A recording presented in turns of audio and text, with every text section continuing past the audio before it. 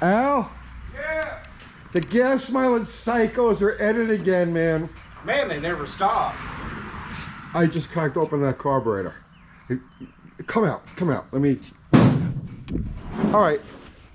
This is like, you just can't plan for stuff. It just happens. Okay, before we get to this carburetor and the stuff that, I can't believe this, right?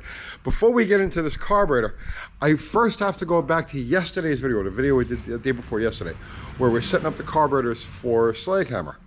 So I used a clickbaity type of thing on there where I said no lawnmower carburetors here, okay? No malice meant at all. I was responding to Thunderhead's video where he put the lawnmower carburetor on his Maverick and he got like 40 miles per gallon, he got 70 miles an hour out of it. And people, as soon as that video came out, I got deluged with comments and so on and so forth. People, what do you think of Thunderhead's lawnmower carburetor? Like trying to get me riled up or something. Because this goes back to the vapor system guys. And we did a couple of videos on the vapor system lunacy and the people and the technology. And Al and I actually did the fairest possible scientific test we could do with the GT. Yep. All right, so we tested one of these vapor systems. They sent it to us. We got 0 results. All right, or in other words, like it made 0 improvement. Actually, I think it hurt gas mileage. Is that right? Yeah, it hurt a little bit. Yeah. All right. So I do this video and we're talking about setting up the tunnel ram carburetors to get the best gas mileage possible out of them. And again, in the comments, what about Thunderhead's lawnmower carburetor? I never commented on it because there was nothing to really comment on. So here's the backstory on all of this, right?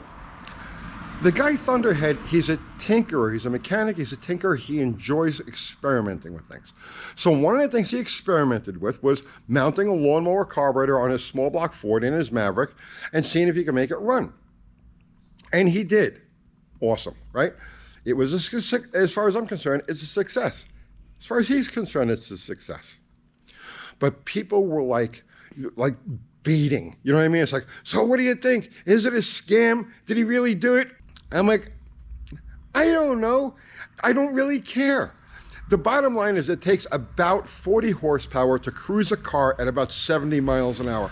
So he put a lawnmower carburetor on a small block Ford and somehow or another achieved about 40 horsepower and he achieved 40 miles per gallon going 70 miles an hour on relatively level ground. Awesome, go him. Now, he's either hailed, you read through the comments on all of this, and people are either like, this is the second coming. This is like the brand new, dawn of new future technology based on this lawnmower thing.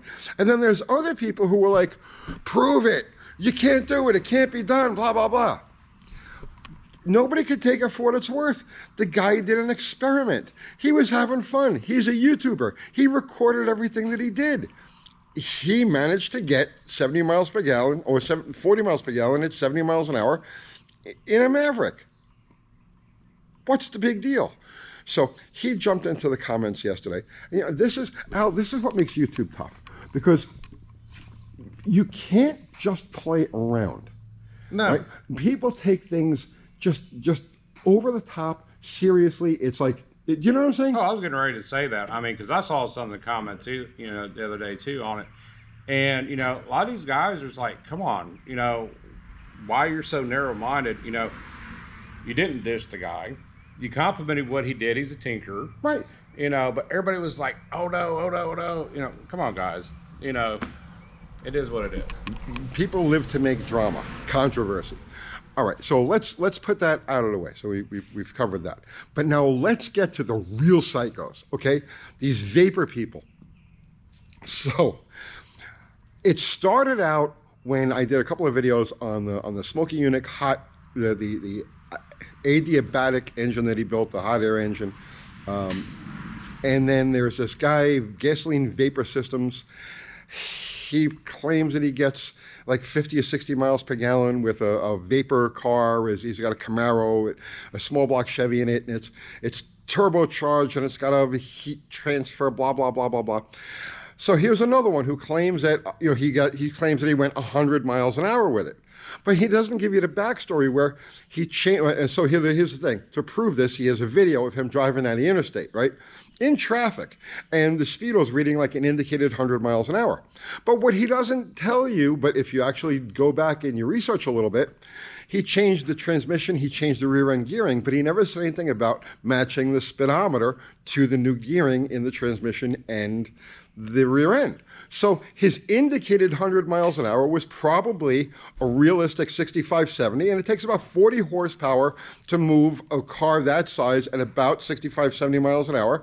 So congratulations. You took a small block Chevy, a turbocharged small block Chevy, you managed to get 40 or 50 horsepower out of it, and you got whatever mileage. The bottom line is that these are not functional automobiles. They can't go up hills. They can't carry passengers. They can't tow a trailer. They can't safely merge into traffic, right? These are crippled cars. So you get great gas mileage out of it, but at what expense? All right, so let's get to this thing here. So this is a carburetor that was sent to me, and the fellow who did it even signed his name to it, okay? All right, and the date that he did it. This is something he's proud of, okay? So look, here's the modifications that he made, right? Like here, right? The wave mod. And this is a takeoff on something that was called the Gadget Man Groove, right? So now if you read what this is supposed to do, okay? It's supposed to create this highly turbulent ball of plasma or whatever it is that rockets into the combustion chamber and creates all kinds of crazy horsepower and reduces the need for throttle opening or whatever the hell it is, and the car will get 100 miles to the gallon. That's what he claims, right, on his page, Green Auto Technologies. And he's got the secret, right? Because no carburetor person on the planet, right, has ever come up with this before, and he's going to revolutionize the thing. So the first thing he sends us is that gas vaporizer. Right. Okay, so Al and I put this thing to the test. It doesn't work. We do the video. It gets a couple 100,000 views, right? So this fella now sends me, like a couple of weeks go by, and I get a package in the mail, right? Please don't ever send anything in the mail. Please don't send anything in the mail, unless we ask for it. He said, I get a package in the mail. I open the box, and it's a random throttle body. Were you here when they did that? Yep. Right? Okay. Yeah. GM throttle body. Yeah. He sends like literally the most random General Motors throttle body you can imagine. All right. What does this even fit? What the hell am I supposed to do with this? There's a letter in there that says, test it. Against what? What am I testing this thing against? So it's this throttle body, and it has this groove in it. And he's got the same thing on this carburetor. He's got arrows and everything else pointing at the groove. So he jumps on it alive, and he says, did you test the throttle body yet? And I'm like, I don't have a clue what this thing even fits, right? You just sent me a random throttle body. I says, most of everything we do here is carbureted, right? I says, perhaps if you had sent a carburetor, we could test it against something else. Like we could use the GT, we could use the same car, and we'll go back to back. But and I wrote it off. I'm like, okay, this psycho isn't gonna he's not gonna bother with that. Well, lo and behold, a couple weeks later, I get a package in the mail, right?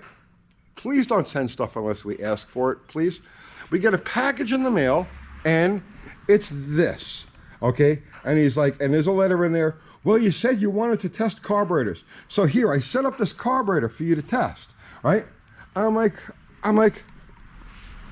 really? Do you really want me to do this? Do you really, really want me to do this? So I said to myself, I'll get to it, because we got other things going on. We got other projects. We got stuff that has to get done. I said to myself, we'll get to it. We'll get to it. Well, all right. So last week, we're doing our usual Sunday Night Live. Okay? And this guy jumps on there, and he's like, you never tested the carburetor I sent. You said you were going to test the carburetor I sent. That's this guy right here, this guy, right? You never tested the carburetor. I thought you were a man of your word. I'm like, I'll get it tested. As soon as we're done doing everything else, we'll test your carburetor, right? And we'll match it up against a similar carburetor. All right. So, I'm currently in the process of doing the carburetors for Sledgehammer.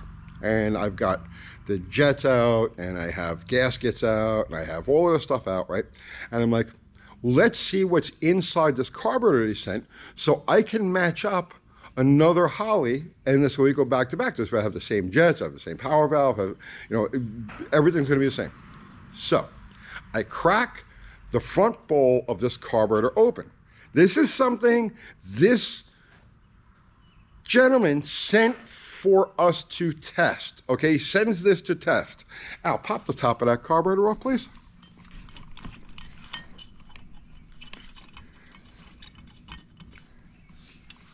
They should all be loose.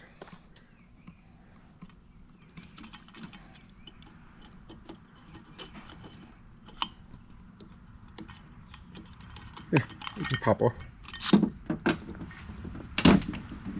This is what he sends to test. Okay? This is what we're supposed to be testing. So, here. Here. Look at the stuff just came out of that. This is what's in his test carburetor, right? Now, just so that it's clear that we're on the level here and that we're not just screwing with this guy, right? Al is gonna pop the secondary float bowl off of this thing.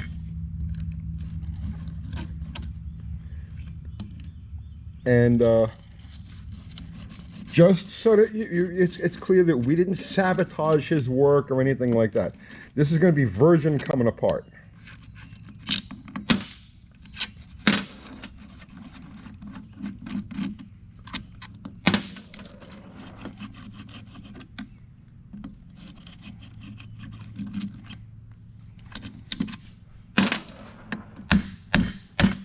If it's anything like the front, that's not going to do it. Yeah, you got to get in here and pry it.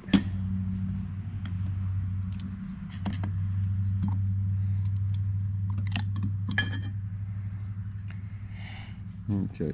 That is sandblasting sand. Yeah, it's loaded with sandblasting sand. Look at this. Here. This is, yep.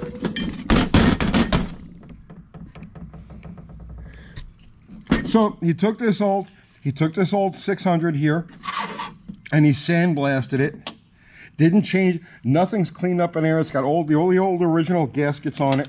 Right? Nothing's cleaned up. He sends it full of sand to be tested.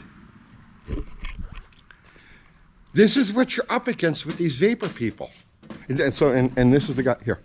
And here's the gentleman who did it. And he was proud enough of his work to sign and put the date 1/20/22. So there you go. Green technology. It's really green when the thing don't run. If it doesn't start, it can't possibly make any emissions, right? Al? I'm lost for words on this. I mean, as much as he hounded us about testing and we get something like this, I mean, this thing's going to need a total rebuild before we even get started on it. He was arrogant about it. And ready to go. All we had to do is slap it on something. Right. That thing wouldn't have made it out of the parking lot. No. So there you go. Green technologies. These are the kind of people that you're dealing with. And as far as going back to the Thunderhead kid, right? People prove your claim. You know what? He made a video. He did an experiment. He made a video. He reported on it. He was happy with what he did. He doesn't have to prove anything. He's not trying to sell you anything. He's not trying to come off as like, the second coming or anything like that. He did an experiment.